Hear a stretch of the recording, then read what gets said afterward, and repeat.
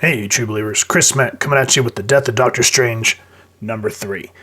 And this book still continues to impress. I'm absolutely ignoring all the tie-ins because with event fatigue, it just comes to a point where I don't care. And what I'm appreciating thus far with this, unlike Inferno, all the big important stuff happens in the main book. If you just kind of want some, expounding or just some other stuff to kind of enhance the event, then you can go read the tie-ins. They've a lot of events have been flubbed because they take away from the main book, and that has not been the case with this story. And so just really making it interesting. And what I like too is the pacing, meaning that with a lot of event books, you get X amount of issues to get your story across, and you'll read some of them and it just feels like things fly and it's too quick, you can't keep up. Here, you can kind of feel things are a little fast paced, but at least there's times to take a breath, and catch up. Now what I'm going to do is I'll zoom in here, let you pause this at your convenience and read it so you can kind of see what's happened thus far. And then who's creating this book is Jed McKay, who I'm quickly beginning to appreciate as a writer. Lee Garbett doing the art, Antonio Fabella doing the colors, VC's Corey Petit doing the lettering. Here's everyone else working on the book. And Doctor Strange was created by Stan Lee and Steve Ditko. And now this is broken into chapters, which is cool. Chapter 5, this is called, I think you pronounce this as the Peregrine Child. And I like how Avengers Mountain is basically a frozen celestial. I don't know what issue that happened in. Let me know down in the comments, but that's a really cool concept. If you have not read this book, spoilers are going to abound because this is one of those books where it's hard to not spoil certain aspects. So if you don't want to be prematurely surprised, go buy the book and then come back to the review. So with that said, moving forward, we open up on the autopsy of Doctor Strange. Now, one thing I'm going to say here, I don't know a lot of Doctor Strange's mythos. I wish I did, because a lot of the older, and I emphasize older books that I've read have been enjoyable. The more modern ones, not so much. They've been a little too cutesy for me, and Doctor Strange is not that type of character. I think the last decent Strange book was another one of these miniseries. It was called Damnation, I think it was, and that's when Mephisto, I think was his name, took over Las Vegas in the wake of Secret Empire, which don't waste your time on Secret Empire, is just kind of giving you some building. That miniseries was actually really good, and I will eventually go over it. But the more I read with Doctor Strange, the more I'm really beginning to enjoy. So as we see here, autopsy table, the dialogue begins, regarding the autopsy of Dr. Stephen Strange. Attended by Dr. Stephen Strange, I'll be presiding over the mystical forensics. I will be assisted by Dr. Jane Foster in the business of the corporeal autopsy. And Jane Foster, I don't really want to get into. I did not like that run. I'm glad that they brought Thor back. But what makes this interesting is he says, though realistically, I will take a more observational role. My hands, you see. I thank you for your indulgence, Doctor. So if we remember from issue 1 of this series, Doctor Strange is talking about how he's able to finally move between being an actual surgeon again because his hands have been fixed, and being the Sorcerer Supreme, and how he's able to juggle all these things. As where now he's kind of back to where he began, because this is just a, for a lack of a better term, backup copy. So while all that is going on, we go to Lady Clea, I believe her name is, and she's talking about the 3 warrior queens, and how they, essentially what they are the heralds of this, what is the thing called? The peregrine child who feeds on magical beings. She says the peregrine child is hunger. And I like how when the book opens, we only get this silhouette. It hungers for magic. It's the apex predator. So I like how we just get this, what do you call it? there's a horror term for it. The unseen is essentially the kind of a way to put it. And so it just kind of builds it up. No one knows its origins. And then what I like here, she goes, the mothers are its vanguard, tracking down powerful magical beings so that it might feed. No one knows such warriors, how such warriors came to be the hunting dogs for such a creature. I suspect they're stories of great tragedy. That's some damn good writing right there, because it just adds this layer about, damn, I want to know more about these 3 warrior queens, because how could they come to herald such a terrible being? But then again, it's kind of the same with Galactus, how, the Silver Surfer could kind of become the herald.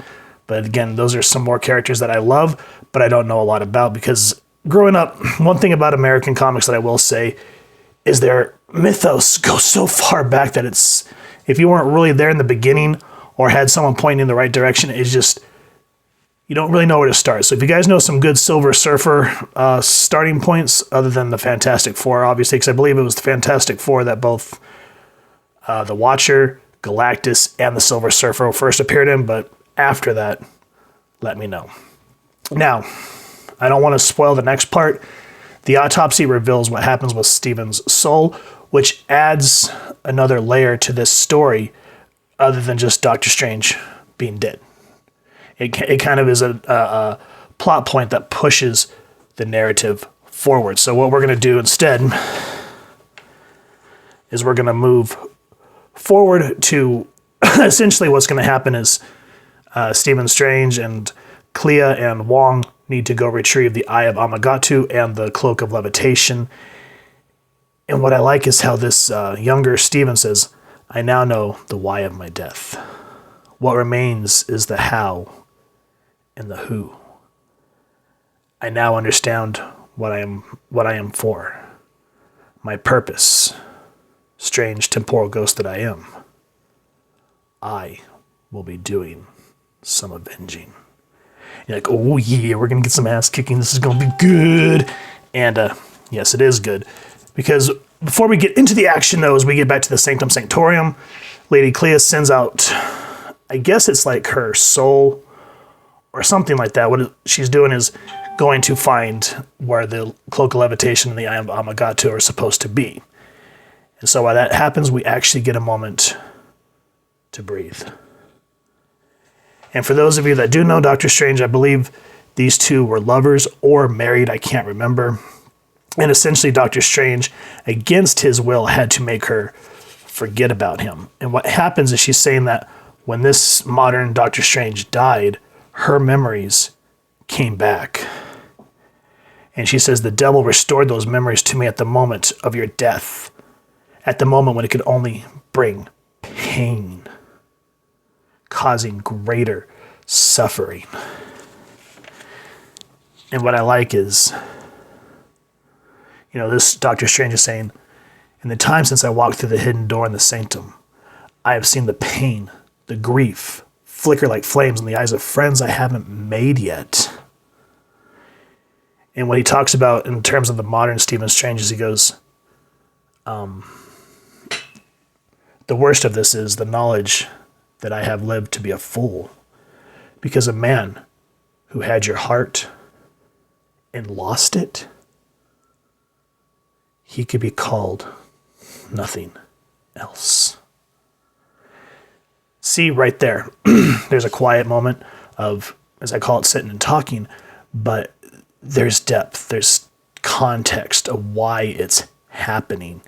And it sets off an event that I don't want to spoil, but it's a very great moment.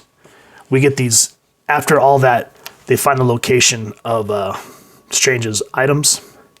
And so we kind of get this juxtaposition of what's going on. This is the mountains of Transylvania, Castle Mordu, and then Kelmuesh. I had to look both of these up because I have, zero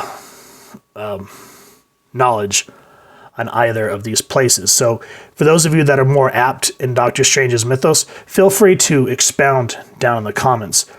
But I love here how we see dark, light, and they're both magical creatures. One's vampire, one's more of like a demigod, I think. And so what happens is here in Mordo, Strange, Clea, Wong are attacking to get his items. But Kalmuesh, the warrior queens, invade. And so we get these panels of Strange just condemning Mordu. And then we see, his words, the fight, cutting back to Kalmuesh and the warrior queens just ripping through these people. And we see Dagoth looking in terror at the sisters. And again, spoiler, I don't want to give it away, but you see the look of terror on Dagoth's face as we get the first semi-reveal of the Peregrine child. And this thing is absolutely horrifying. I love this panel. This kind of reminds me of Alien, when Kane first enters the Queen Chamber, where everything is just cloaked in shadow and just very small hints of detail. Though the big headed part, I will say, to a degree, reminds me of Hector Hammond from the Green Lanterns. Yeah, he's kind of the bad guy that has a huge head that has all the telekinesis. I think it's telekinesis and telekinetic powers. But here, just, you don't really get to see the sisters. There's no background showing where this is coming from. And then we just see the ever so details of the eyes and the mouth. And it just reminds me of that thing called the Uncanny Valley, where usually when you see like an up close of people's eyes and mouths, that area, it just gives you this sense of feeling of uncomfortableness, because I think it's like the lack of context or what's really going on. And that just really adds to this dread. When I flipped the page, I had to kind of go, whoa, I had to step away for a minute.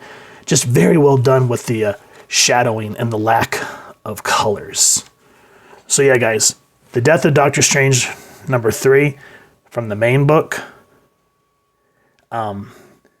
Jed MacKay and the art team are just continuing to kick ass on this book. There's not a lot of books that I can recommend from Marvel anymore, but this is definitely one of those. I could tell that this team cares about what they're doing and what they're trying to tell. So I highly recommend you jump on this as soon as you can. If you've enjoyed it, please first and foremost support your local comic shop and pick up a copy. If you've enjoyed this review, we really would appreciate if you take a moment to hit like, share, and subscribe. Helps the club channel more than you could possibly know.